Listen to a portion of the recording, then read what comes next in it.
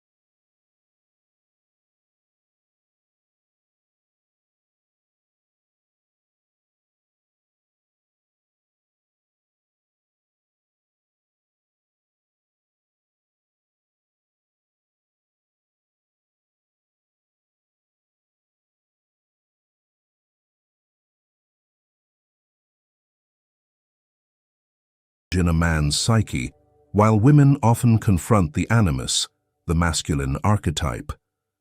In this context, when we speak of feminine energy, we refer to a universal feminine principle: intuition, receptivity, connection, not entirely identical to the classical anima. Carl Jung once said, "Anima is the archetype of life itself." He believed that within every woman lies a sacred spring, a feminine energy that is both gentle and fierce, both healing and destructive. It is the deepest pulse of the soul, yet also the part that modern society easily leads us to forget.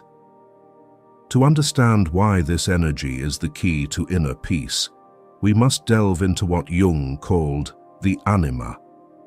The anima, according to Jung, is not merely the feminine part within men, but also the archetypal image of femininity in the collective unconscious, a vibrant symbol of nurturing, intuition, and connection to the divine. For women, the anima is not an external entity, but an inherent depth, a natural essence often obscured by the masks of societal life. In other words, the anima is the call from the primal feminine within you, the part you often overlook while striving to meet rigid standards of the modern woman.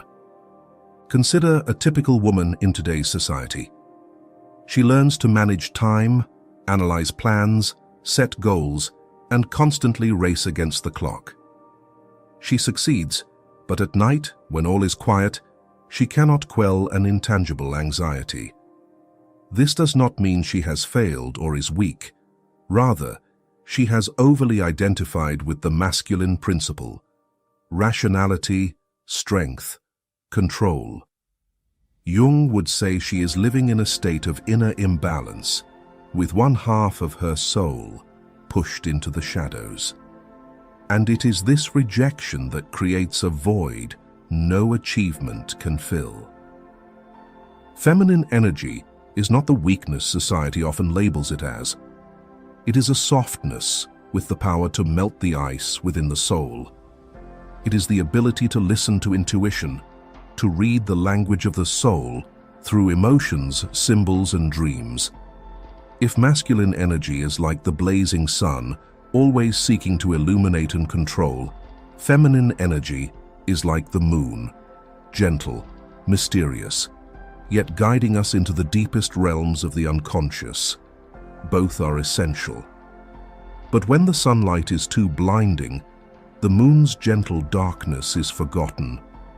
This is why so many today feel disconnected from themselves. In Jungian psychology, feminine energy is also the gateway to the unconscious. Jung believed women have a natural ability to connect with the symbolic world, with dreams and intuition.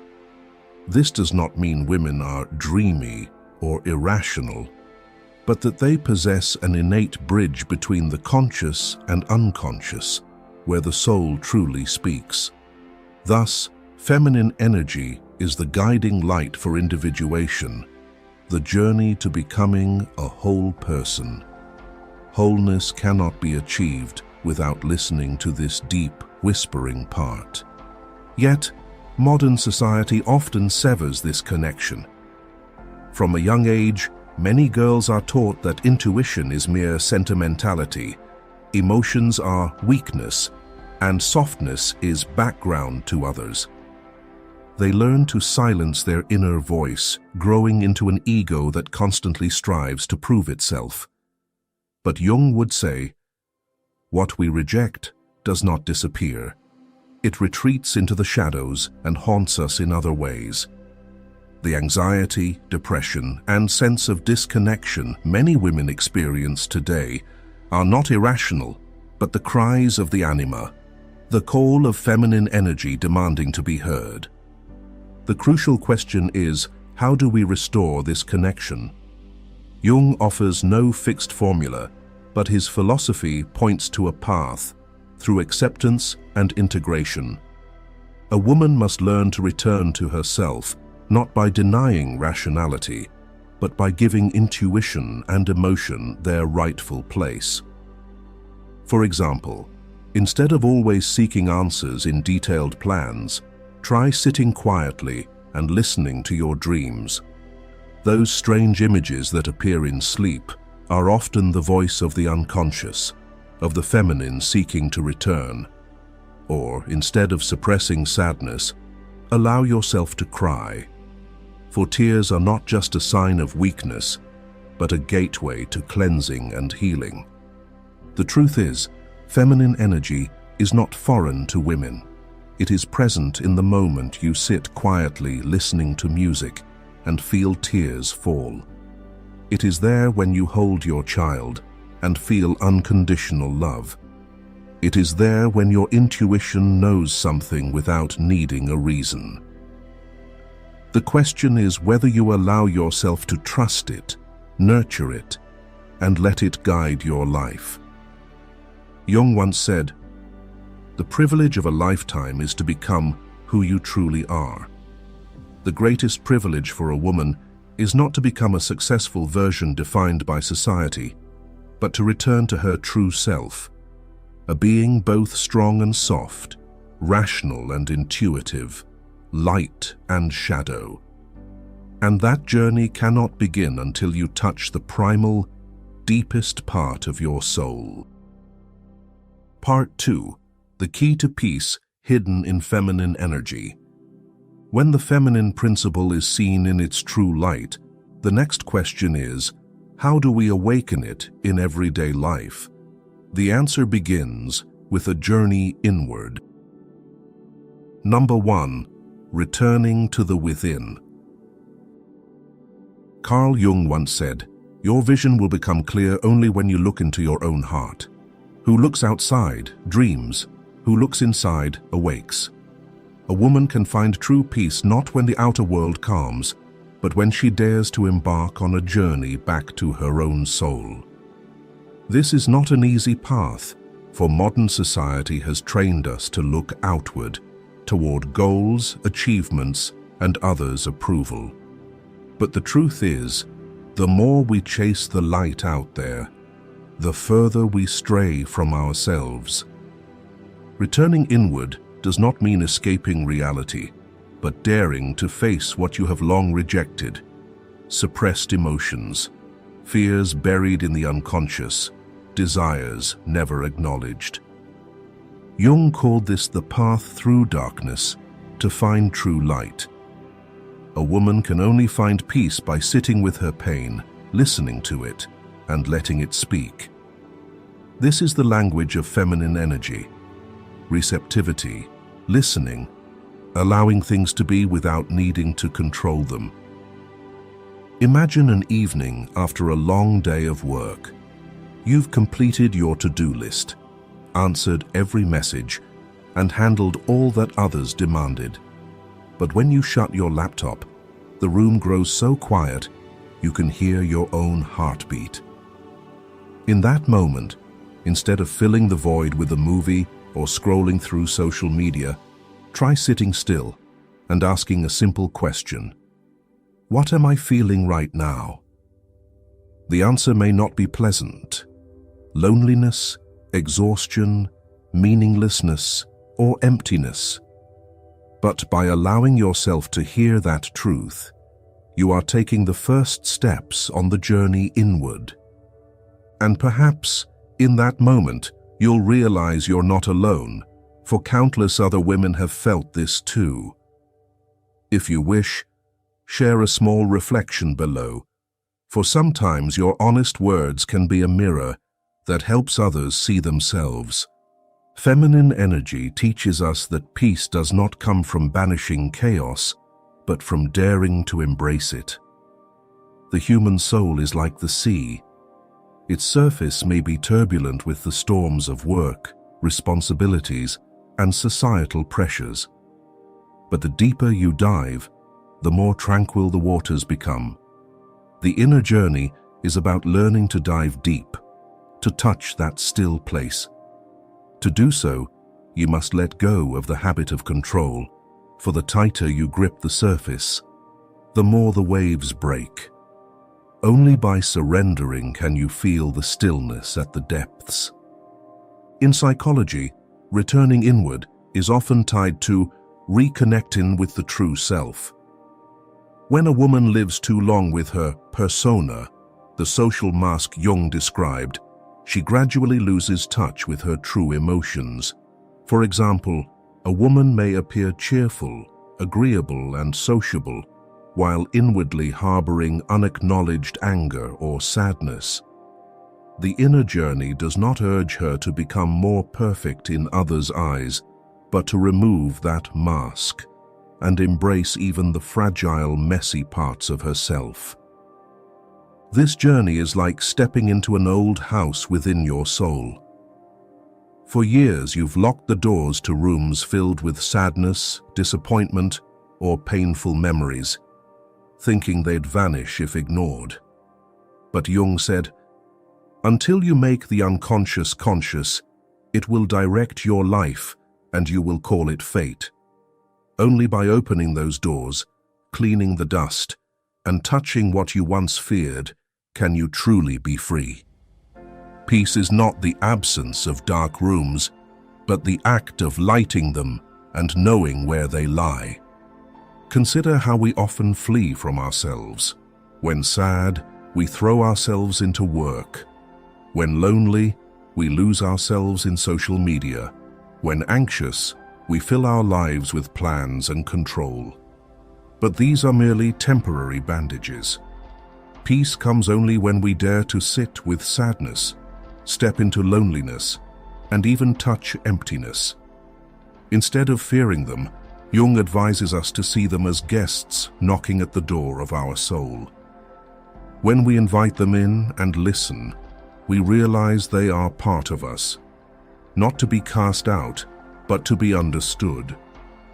True peace, therefore, does not come from a ready-made formula or from success or love from others.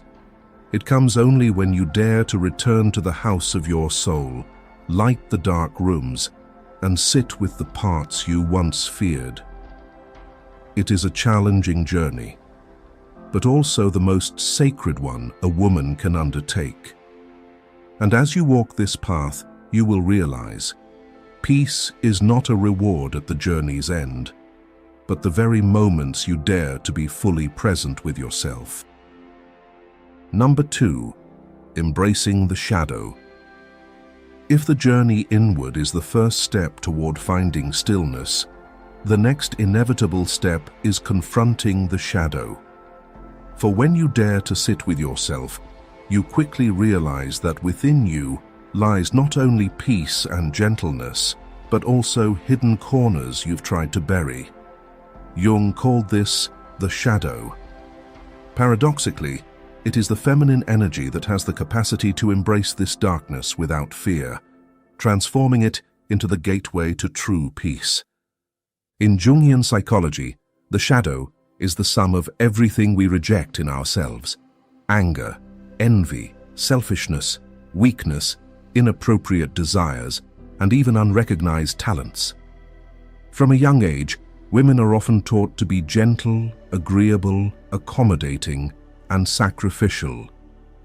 As a result, conflicting emotions like anger, the longing for freedom, or the need for recognition are pushed into the depths of the unconscious. But forgetting them doesn't mean they vanish.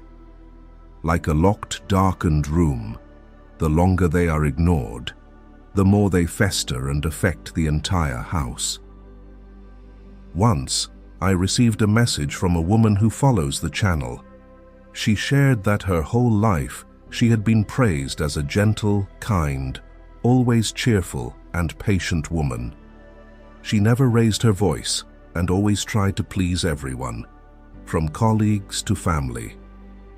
But she confessed that sometimes, over something small, like a careless comment from her husband or a mistake by her children, she would erupt in anger so intense it frightened even herself. After the outburst, she would sink into guilt and self-blame. What's wrong with me? How could someone like me explode like that? That wasn't a baseless outburst, but the shadow knocking at the door, the emotions suppressed for too long within her, because for a lifetime she had strained to be gentle and accommodating, burying her anger, her desire to say no, and her need to be heard in the depths of her unconscious. And when they could no longer be contained, they erupted most intensely. Feminine energy offers a different approach. Instead of trying to eliminate the shadow as an enemy, it teaches us to embrace it. Imagine this: when a child cries, you don't scold or ignore them. You hold them close and listen. The shadow within you is the same. It's merely parts of you yearning for acknowledgement. By embracing them, you don't become worse. Rather, you reclaim a lost piece of your soul. Peace comes from wholeness, not from the illusion of perfection. In practice, embracing the shadow can start with small actions. For instance, when you feel envious of a friend's success, instead of berating yourself with thoughts like, "I'm so selfish, I need to think more positively," pause and ask, "What is this envy trying to tell me?" It might be reminding you that you too crave recognition, or that you've neglected your own dreams. By acknowledging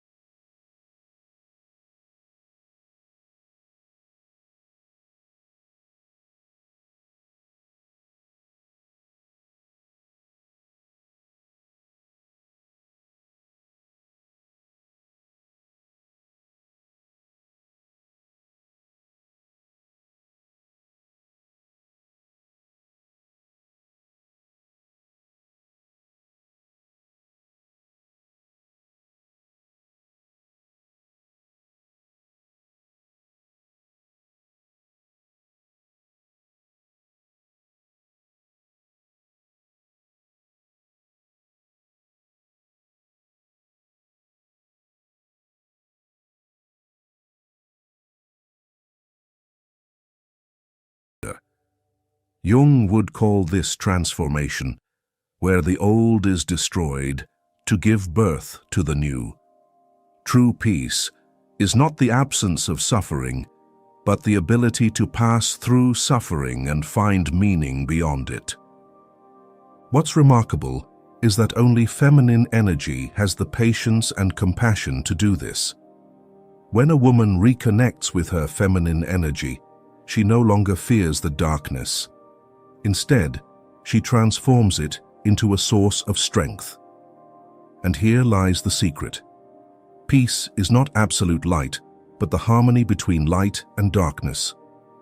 A woman finds the deepest stillness, not by casting out the darkness, but by embracing it, letting it sit alongside the light.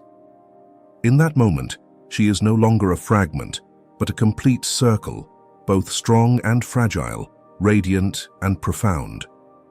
This is what Jung called integration, the state where a person becomes truly themselves, not by rejection, but by embracing all. Number 3, letting go instead of controlling. Once a woman dares to sit with her darkness, she will encounter another paradox holding her captive. The desire to control in search of safety is precisely what breeds unrest in her soul. This is where feminine energy offers another lesson: letting go. This is the paradox many modern women are trapped in. They believe control brings safety, but in reality it creates stress, anxiety, and disconnection from themselves.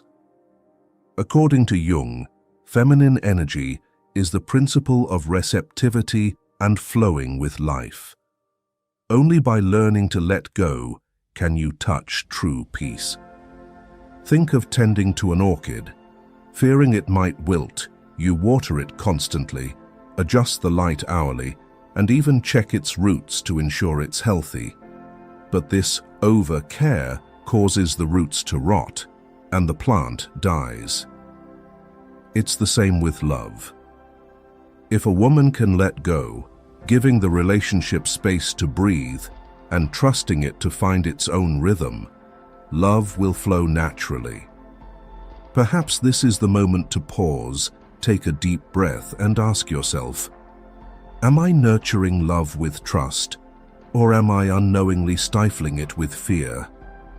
In psychology, excessive control is often tied to the ego, the part of the mind that seeks to protect its image and safety. The ego believes that without control, we'll be hurt. But Jung pointed out that the ego itself is the root of unrest. Feminine energy teaches the opposite: trust the flow. This isn't reckless surrender, but a recognition that life is larger than our calculations, and there is a deeper wisdom in the unconscious, in nature, in events that seem beyond our will. By letting go, you allow that wisdom to guide you, instead of letting the small ego rule. Picture a river. Water always finds its way to the sea, never stopping, yet it doesn't try to control its path. When it meets a rock, it flows around it. When it meets a slope, it rushes forward. When it reaches a plain, it spreads gently. The feminine energy within you is like this. It knows how to adapt, to navigate around what cannot be changed, and still find its way to the sea of peace. But when you live in excessive masculine energy, you try to build dams, control every stream, and the river becomes stagnant or bursts when the water rises. Letting go, therefore, is not weakness, but the wisdom of a river trusting its natural course. One reason women struggle to let go is that they've been taught, if you don't control, things will go wrong. From love to career to personal image, everything must be tightly held. But in reality, control creates a cycle of anxiety. The more you control, the more you fear, and the more you fear, the more you want to control. Feminine energy offers another path: allowing yourself to be vulnerable, to make mistakes, to be imperfect. Allowing others to be themselves, even if it doesn't align with your desires. Allowing life to unfold, even when you don't have all the answers. Many women enter meditation wanting to control even their stillness. They try to force their minds to stop thinking, and the more they force, the more thoughts arise. Only when they stop, observe their breath, and let thoughts come and go without interference does stillness emerge. That is the secret of letting go. You don't create peace. You stop preventing it from revealing itself. Jung believed that when you let go, the small ego, always seeking control and validation, begins to dissolve. Instead, you connect with a deeper part of yourself that Jung called the self, the center of wholeness. The self doesn't need to control, for it is the harmony of conscious and unconscious light and darkness. In that state, peace is no longer something you must achieve, but the natural essence of existence. Yet letting go doesn't mean abandoning responsibility or giving up in the face of difficulty. It requires greater courage than control.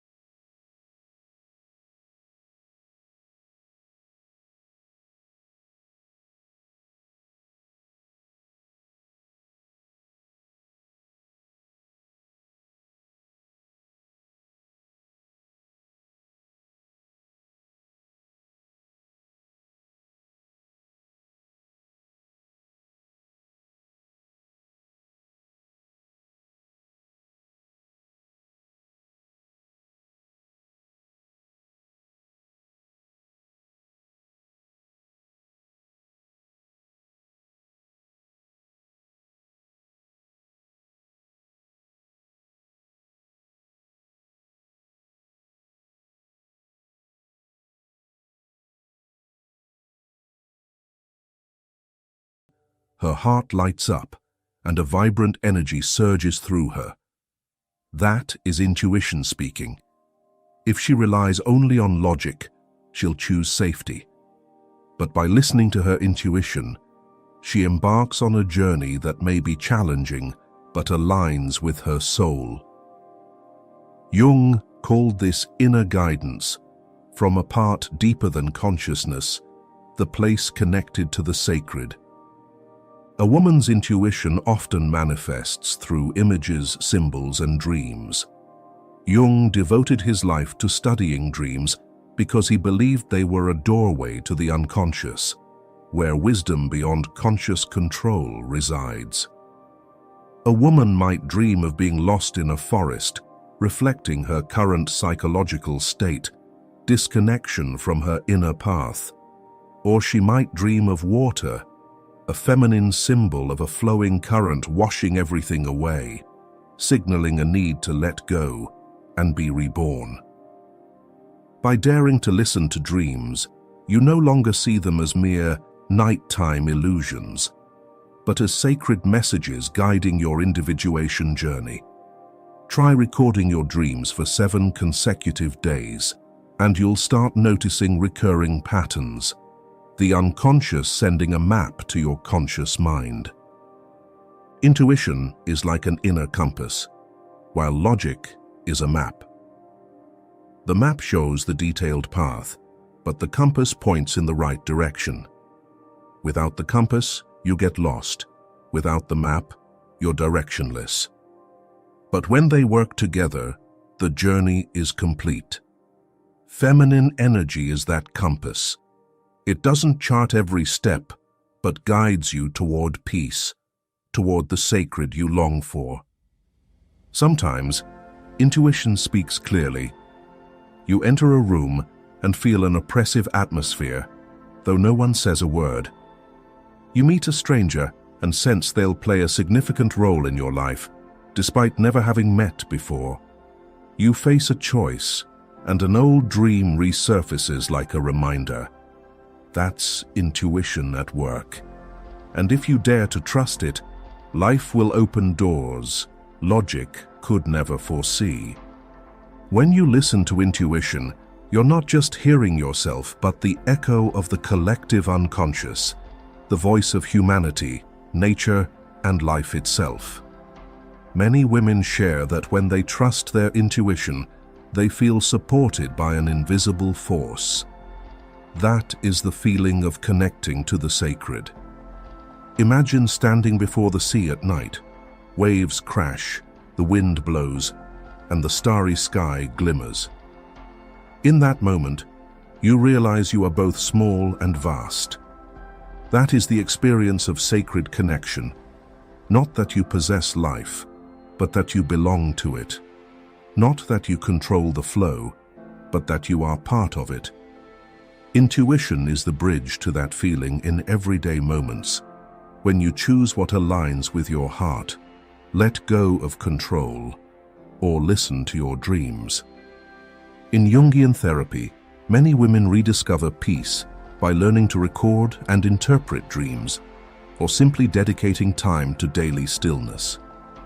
One woman with chronic anxiety shared that instead of analyzing everything, she began writing an intuitive journal, letting the pen move without thinking, as if letting the unconscious speak. Gradually, strange images and words emerged, revealing her fears. Peace came not from solving her anxiety, but from reconnecting with her inner wisdom. Thank you for joining me this far. We've passed through many doors, returning inward, facing the shadow, learning to let go, and listening to intuition to touch the sacred within. The journey isn't over, but you've traveled an important distance. In the next part, we'll move closer to the culmination, what Jung called the most sacred process, individuation. If these insights resonate with you, don't forget to give the channel a like and subscribe. It's a way to continue this journey together and keep this flame burning on the path of inner exploration. Part 3. The Journey of Individuation. When intuition has guided you to touch the sacred within, the journey does not end there. Listening alone is not enough. Jung taught that the most significant process in a person's life is what he called individuation. This is the path to becoming a whole person, no longer living as a shadow of society or wholly swayed by unconscious forces.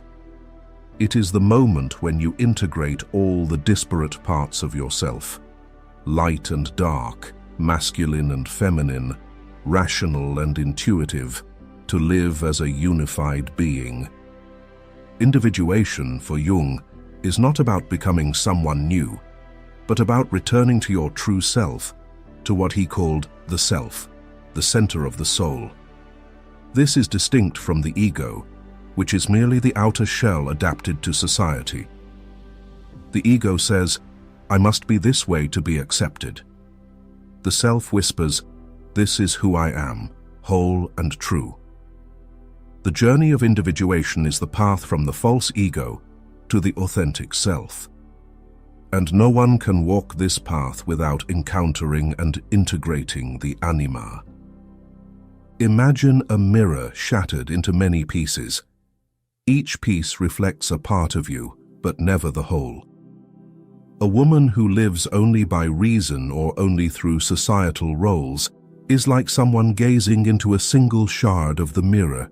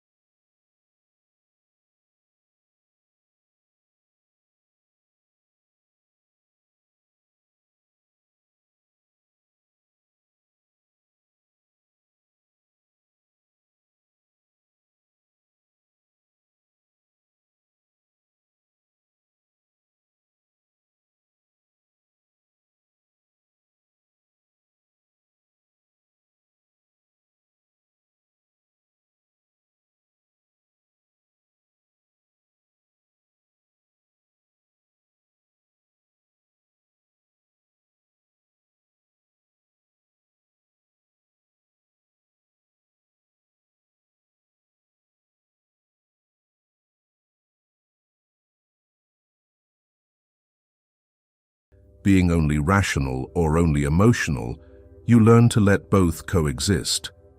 Instead of living solely in the light, you accept the darkness.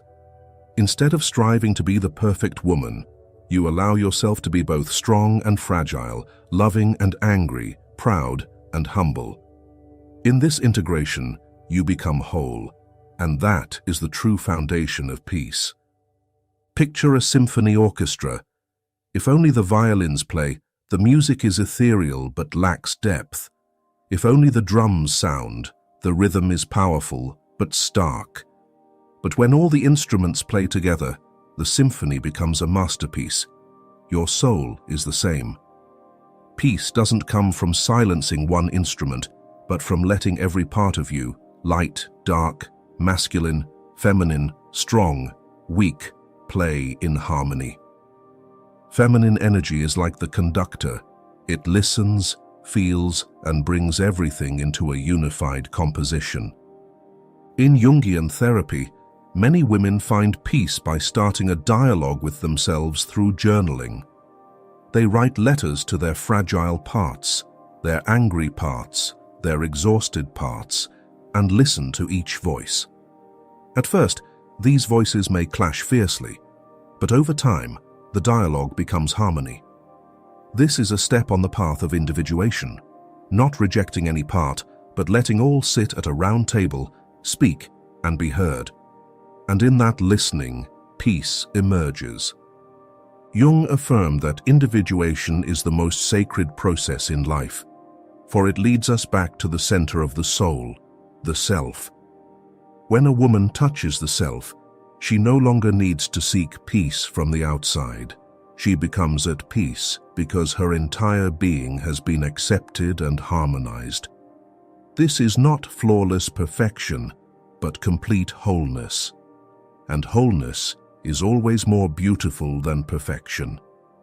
Peace is not a reward for those who control everything, but a quality that quietly blossoms when a person dares to return to their true center. When all societal roles fall away, when the noise of the world fades, what remains is not a more perfect version, but the true self, needing no proof, no embellishment, and no hiding of the darkness. In Jung's view, this journey doesn't lead to becoming a different me, but brings you back to your whole self, where light and darkness no longer oppose, where reason and intuition sing in harmony. When feminine energy is acknowledged, the anima ceases to be a suppressed burden and becomes a nourishing stream for the soul. And when the self stands at the center, the inner order completes itself like a perfect circle. Peace doesn't wait for you at the journey's end. It breathes with you right now, every time you choose to be true to the pulse within.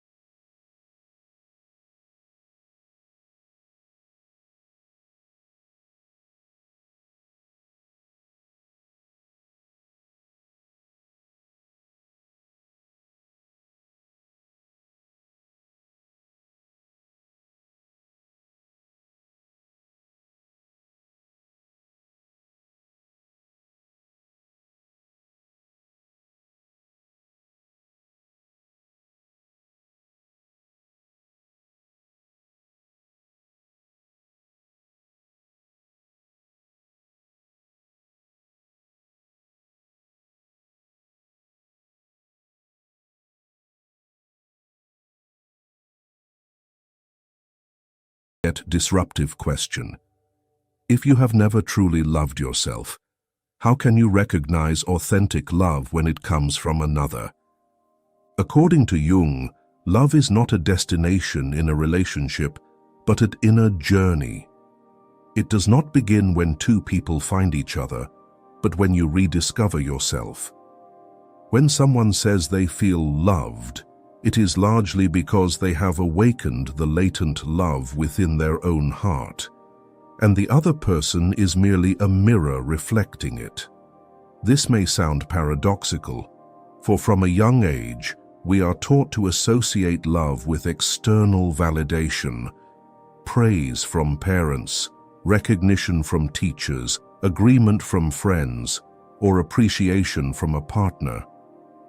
But the more we depend on others' gazes, the further we drift from a fundamental truth. No one can give you what you refuse to give yourself. Imagine a glass cup. If the cup itself is cracked, no matter how much pure water you pour into it, it will leak, spill, and never hold full. We are the same.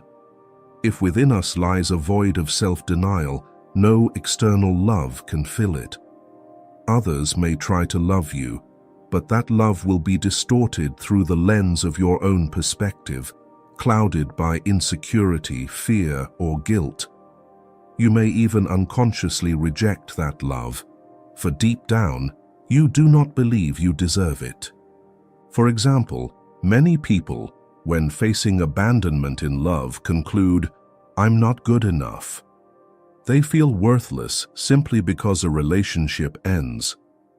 But Jung would argue that this is a sign you have placed the power to define your worth in someone else's hands. And when that tie is severed, your entire inner world collapses.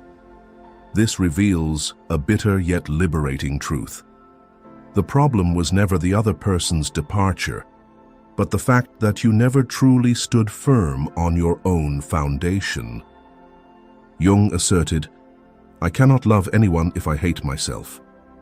If you view yourself with a harsh gaze, constantly pointing out flaws, then any praise or appreciation from others will feel like a distant echo, quickly fading. Conversely, if you have nurtured love and acceptance within, you will receive love from others as a resonance, not as a remedy for emotional starvation. To put it simply, think of self-love as a psychological immune system. When the immune system is strong, the body does not fear external infections.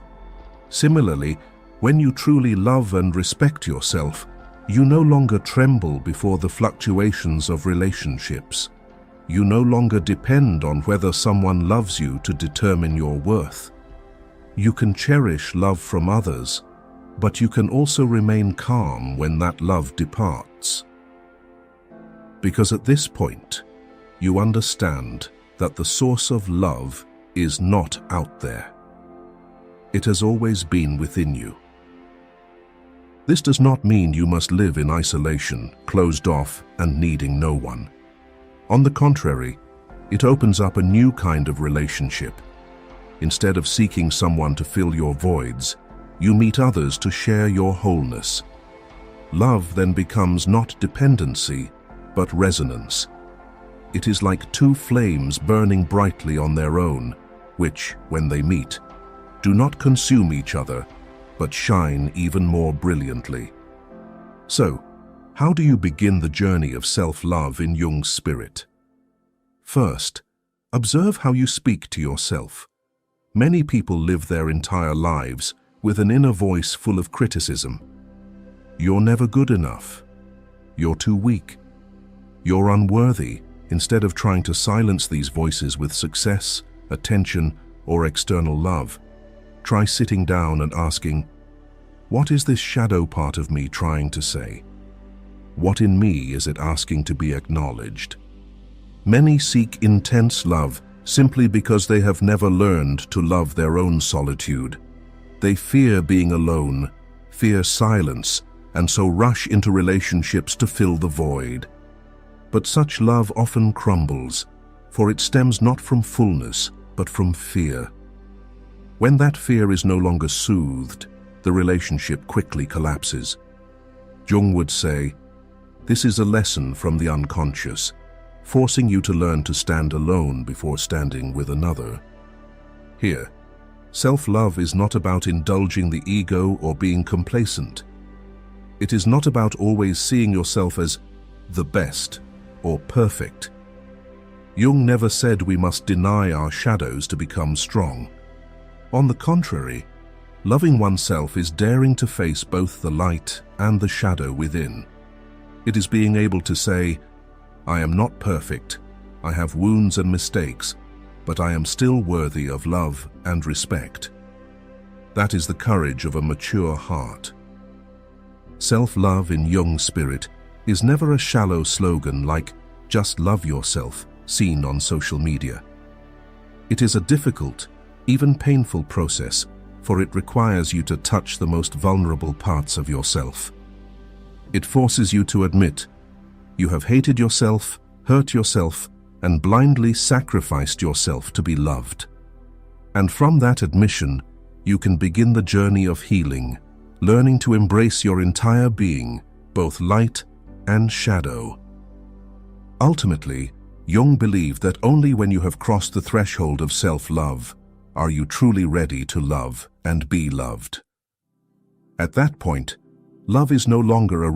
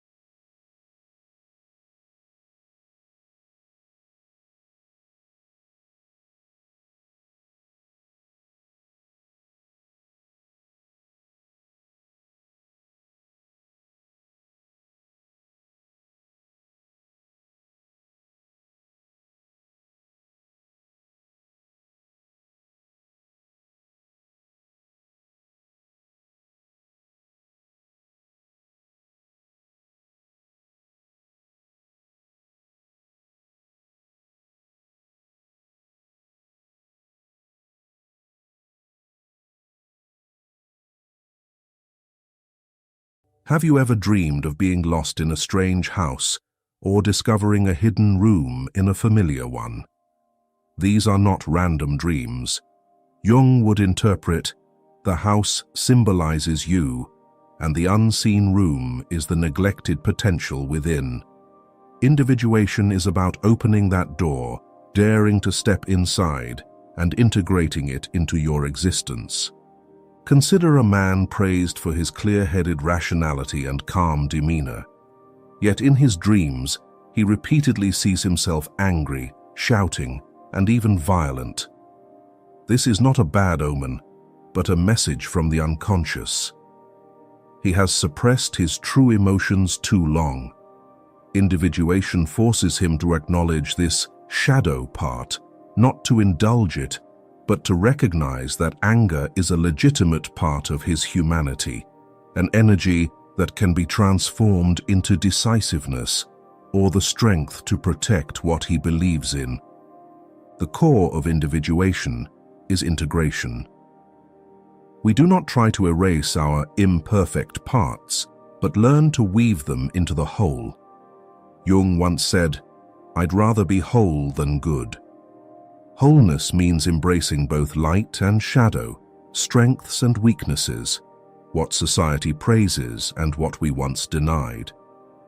Only by integrating all these do we become truly free, no longer needing to hide or flee from ourselves.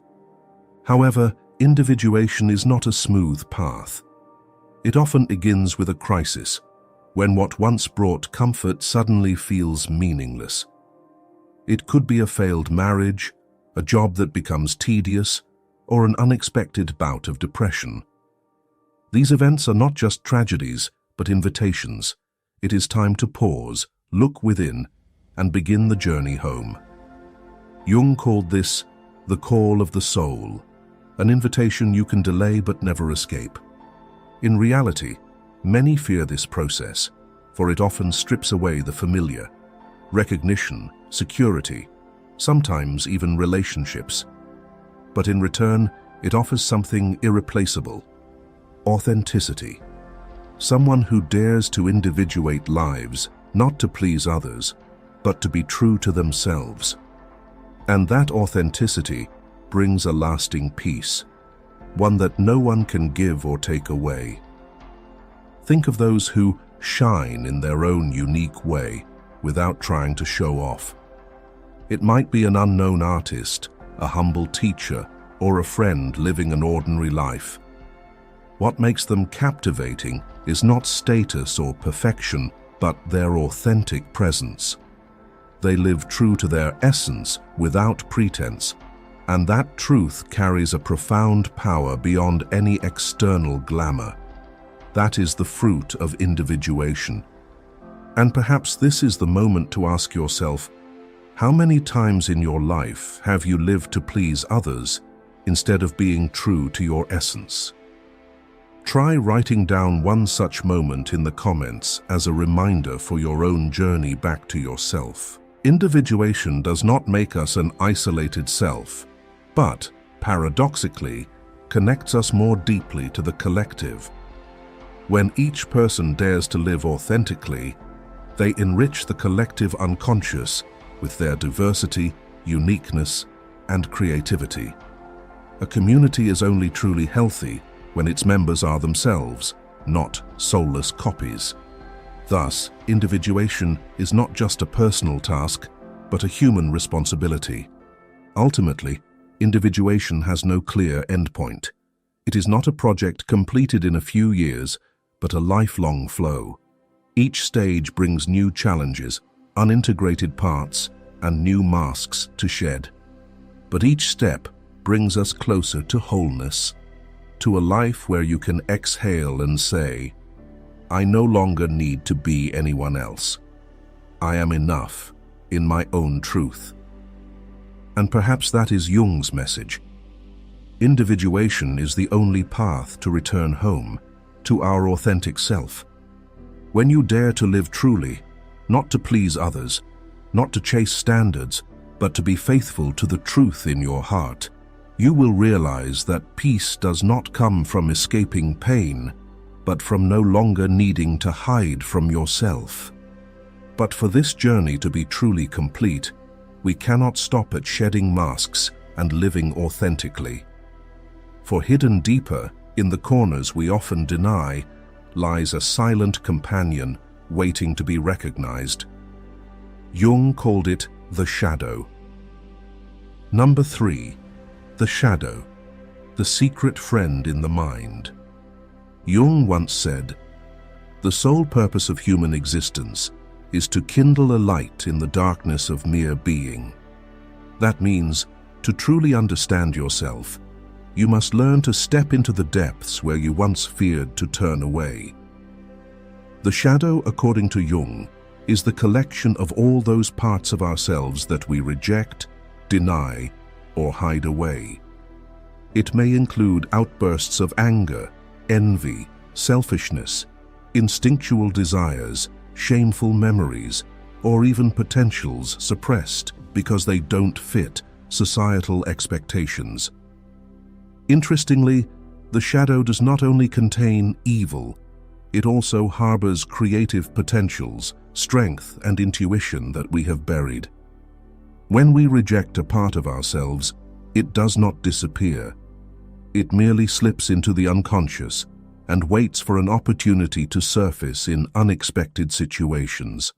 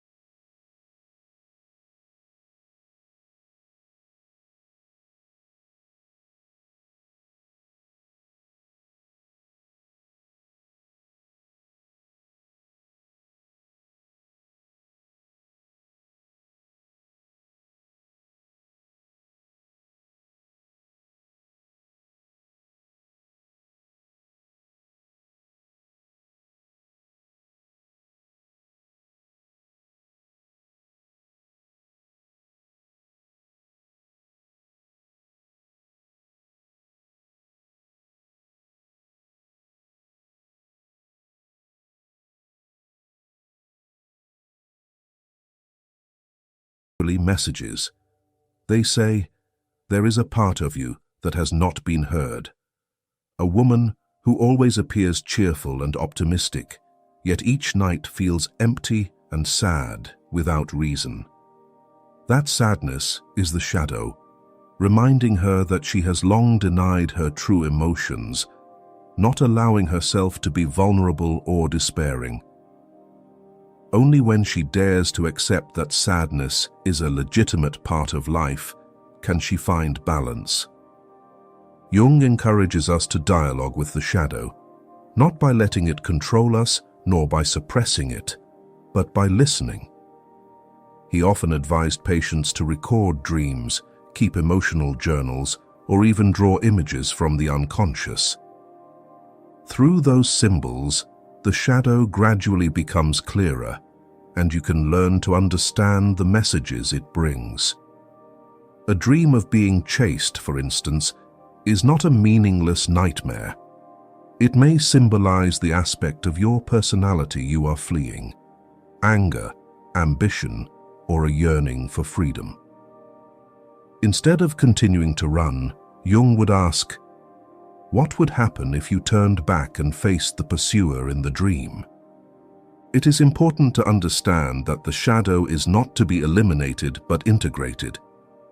When you recognize that, I have selfishness, I have anger, I have fear and weakness, but that does not make you less worthy, you begin to heal.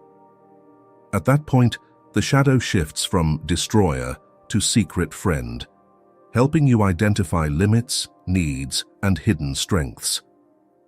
The man who knows his anger can learn to transform it into decisiveness. The woman who accepts her sadness can turn it into artistic inspiration or deep empathy for others. In society, we are often encouraged to display only the bright side: success, cheerfulness, and strength. But the pressure to be only light makes the darkness grow thicker, and one day it will rise in forms we cannot control: violence, breakdowns, depression. Jung reminds us, no light exists eternally without being balanced by darkness. To become whole, you must accept both. So how do you begin befriending the shadow? First, pay attention to your strong reactions. What makes you angry, hateful, or ashamed? Instead of asking, why are they like that? Try asking, what in me causes me to react this way? Next, observe dreams, symbols, and recurring obsessions. They are the language of the shadow. And finally, practice self-compassion. Do not rush to judge. Do not try to drive it away, but simply acknowledge, this is me too. When you dare to sit beside the shadow, you will discover it is not as frightening as you imagined. It may even become a patient teacher, showing you the parts you have forgotten: courage, creativity, vitality. And when the shadow is integrated, you will feel an extraordinary lightness, as if an invisible burden has been lifted. The shadow ultimately is not an enemy. It is the secret friend, patiently waiting for you to return. It reminds you that you are not just the mask you wear, not just the light you display. You are everything: light and darkness, strength and weakness, love and anger. And only when you dare to embrace it all do you truly become yourself. Part 2. Decoding Inner Conflicts, the Root of All Suffering. Yet, on the path of individuation, returning to one's authentic self is never a tranquil journey. For the moment, we begin to peel away the layers of masks. Inner conflicts arise, silent yet fierce tensions between the life we live and the life we truly yearn for. These conflicts are the profound source of all suffering. Without understanding their origin, we will forever be torn between countless roles, between what we desire and what we feel compelled to do, between the quiet call of the soul and the clamor of the world. Jung believed that all mental suffering stems from this inner division when we live estranged from our true essence. Look at your daily life. Have you ever felt as though you're performing in a play? By day, you're the agreeable colleague, always nodding, always accommodating others. At night, you're the dutiful child, saying things to reassure your parents. But when the door to your room closes, you suddenly feel like an empty shell, no longer certain what your true self is and what your role is. This is the clearest sign of inner conflict, the gap between the persona and the self. The persona helps us gain acceptance, but if we cling to it too tightly, it becomes a chain. This division doesn't just create a sense of emptiness, it leads to deeper consequences: anxiety, insomnia, even depression. Jung argued that when the conscious and unconscious cease to communicate, psychological energy becomes trapped, creating pressure like a river blocked by a dam.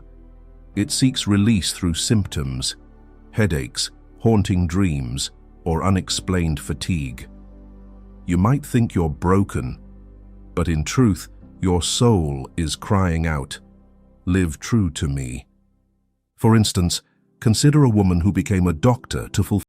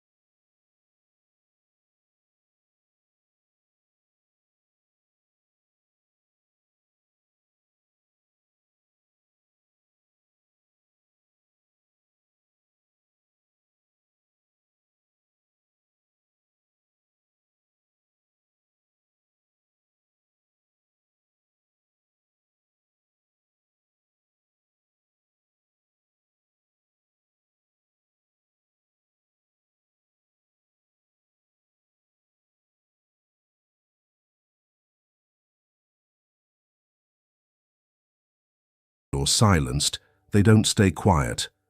They produce discordant, jarring notes. Inner conflict is that dissonance, not a destroyer, but a reminder that some part of you needs to be heard.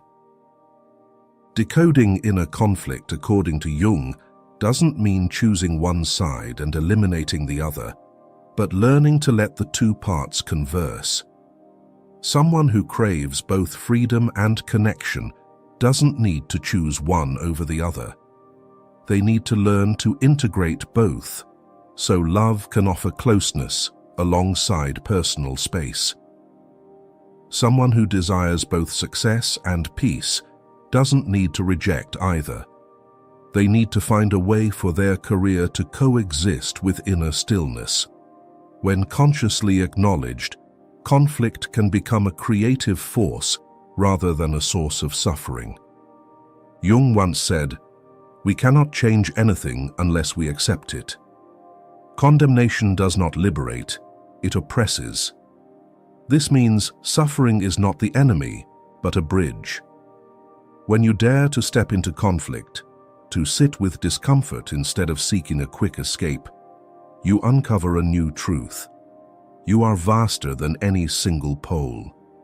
You are not just the strong one or the weak one. You are the synthesis of both. In reality, many have experienced this moment. At the depths of a crisis, feeling shattered, they discover a liberating truth. A businessman who lived for achievements, when faced with burnout, confronted his fear of being disrespected. Instead of continuing to flee, he sat with his vulnerability, accepting it. From there, he emerged with a new strength, not reliant on others' approval, but born from within. His conflict didn't vanish, but was reconciled, becoming the foundation for growth. What Jung wants us to understand is this: suffering is not the end, but an invitation. When you feel inner conflict, instead of seeing it as a sign you're broken, view it as an opportunity to know yourself more deeply. Without conflict, without the tension between opposites, consciousness would never expand. The price of true peace is daring to walk through chaos, not avoiding it, not rushing to soothe it, but stepping straight into its heart. And when you do, something miraculous happens. You begin to see unity within your own diversity. You realize your inner world is not a battlefield, but an unfinished symphony. When each note, each conflict is harmonized, the music of your life rings out, no longer fractured, no longer dissonant. For, as Jung reminds us, life calls, not for perfection, but for completeness. That wholeness doesn't come from eliminating suffering, but from realizing that suffering is merely the shadow of something yet to be acknowledged. Once you dare to shine the light of consciousness on it, conflict ceases to be a burden and becomes a gateway to wholeness. From that foundation, love has the chance to be freedom, not compensation, but resonance. Thank you for patiently joining this journey. We have walked through inner conflicts, the root of suffering, and the door ahead will lead us to deeper secrets of the mind. Stay with us, for the journey is nearing its culmination and may offer you an entirely new perspective on yourself. If these insights resonate, you might quietly leave a like or subscribe as a reminder to yourself that you are worthy of walking the path to wholeness. Part 3. True love, not dependence but liberation. And as we begin to taste the wholeness of reconciling with ourselves, the next question naturally arises. How do we bring that wholeness into our relationships with others? For love is the clearest mirror of our inner world, a place where we can fall into the chains of dependence or find the deepest liberation. In modern life, love is often equated with completing each other. Countless songs, movies, and stories repeat the message, "You are my other half, I am yours." But Jung would ask, if you are only half, who will ever be whole? This view, though romantic, is inherently dangerous. It leads us to believe our worth exists only when complemented by another, turning love into dependence, where both parties gradually lose their freedom. And from dependence inevitably arise control, jealousy, and fear of abandonment, the very things that kill love at its core. Jung viewed love through the lens of individuation. He believed that only when a person dares to become themselves can love blossom as a true connection. The person who loves you is not there to fill your voids, but to walk alongside you on the path of growth.